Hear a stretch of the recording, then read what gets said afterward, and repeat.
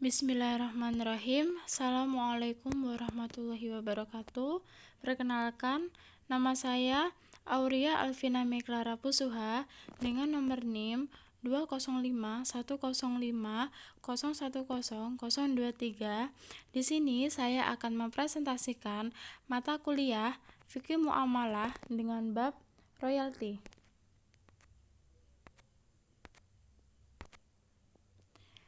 Deskripsi teori royalti.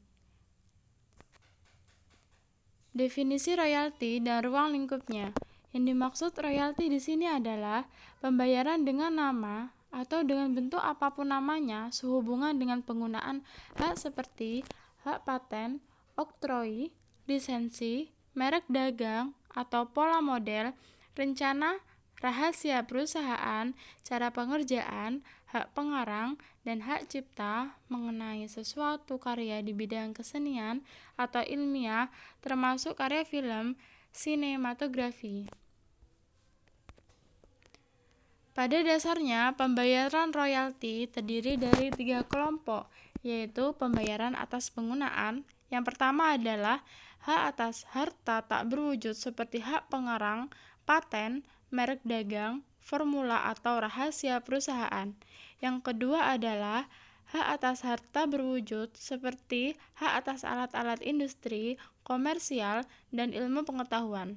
Yang ketiga adalah penggunaan jasa seperti pemberian informasi yang diperlukan mengenai usaha dan investasi pada umumnya, pengalaman di bidang industri, perniagaan, dan ilmu pengetahuan pada khususnya.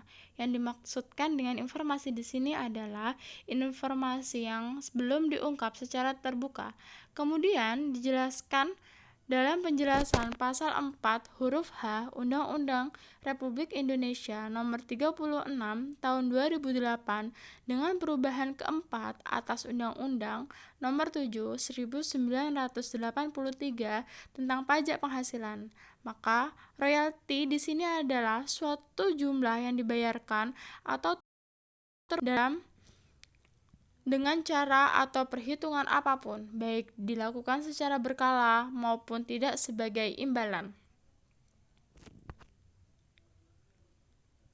Sumber-sumber royalti beserta dasar hukumnya. Pada umumnya, royalti ini diartikan sebagai semua bentuk pembayaran yang diterima sebagai balas jasa atas penggunaan atau hak untuk menggunakan setiap hak kesusastraan, kesenian, atau karya ilmiah termasuk film, sinematografi, setiap paten, merek dagang, pola atau model, perencanaan, resep atau pengelolaan yang dirahasiakan atau penggunaan atau hak untuk menggunakan alat-alat perlengkapan industri, perdagangan atau ilmu pengetahuan atau informasi mengenai pengalaman di bidang industri, perdagangan atau ilmu pengetahuan.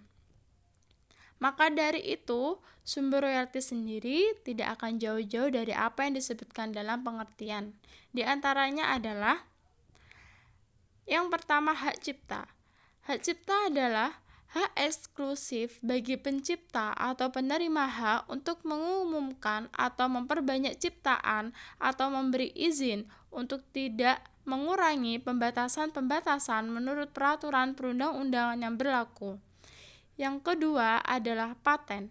Paten adalah hak bagi seseorang yang telah mendapatkan penemuan baru atau cara kerja baru dan perbaikannya, yang kesemua istilah itu tercangkup dalam satu kata, yakni invensi atau penemuan dalam bidang teknologi yang diberikan oleh pemerintah, dan pada pemegang hak diperkenankan untuk menggunakan sendiri atau atas izinnya mengalihkan penggunaan hak itu kepada orang lain. Yang ketiga adalah merek. Menurut Peraturan Undang-Undang Nomor 15 Tahun 2001 tentang merek menyebutkan bahwa merek adalah tanda yang berupa gambar, nama, kata, huruf-huruf, angka-angka, susunan warna, atau kombinasi dari unsur tersebut yang memiliki daya pembeda dan digunakan dalam kegiatan perdagangan barang atau jasa. Yang keempat adalah desain industri. Dalam Undang-Undang Nomor 31 tahun 2000 tentang desain industri dijelaskan bahwa desain industri adalah suatu kreasi tentang bentuk, konfigurasi atau komposisi garis atau warna, atau garis dan warna, atau gabungan daripada yang berbentuk di 3 dimensi atau 2 dimensi yang memberi kesan estetis dan dapat diwujudkan dalam pola 3 dimensi atau 2 dimensi, serta dapat dipakai untuk menghasilkan suatu produk, barang, komoditas industri atau kerajinan tangan. Dan yang kelima adalah rahasia dagang. Dasar hukum rahasia dagang di Indonesia adalah Undang-Undang Nomor 30 Tahun 2000 tentang rahasia dagang. Rahasia dagang adalah informasi yang diketahui oleh umum di bidang teknologi atau bisnis, mempunyai nilai ekonomi karena berguna dalam kegiatan usaha dan dijaga kerahasiaannya oleh pemilik rahasia dagang. Yang selanjutnya adalah perlindungan varietas tanaman.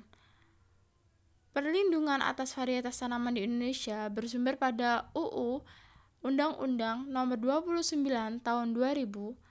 Perlindungan varietas tanaman yang selanjutnya disingkat menjadi PVT adalah perlindungan khusus yang diberikan negara terhadap varietas tanaman yang dihasilkan oleh pemulia tanaman melalui kegiatan pemuliaan tanaman.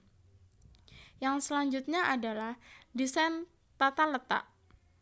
Desain tata letak adalah desain tata letak sirkuit terpadu merupakan salah satu bagian dari hak atas kekayaan intelektual yang dilindungi oleh undang-undang.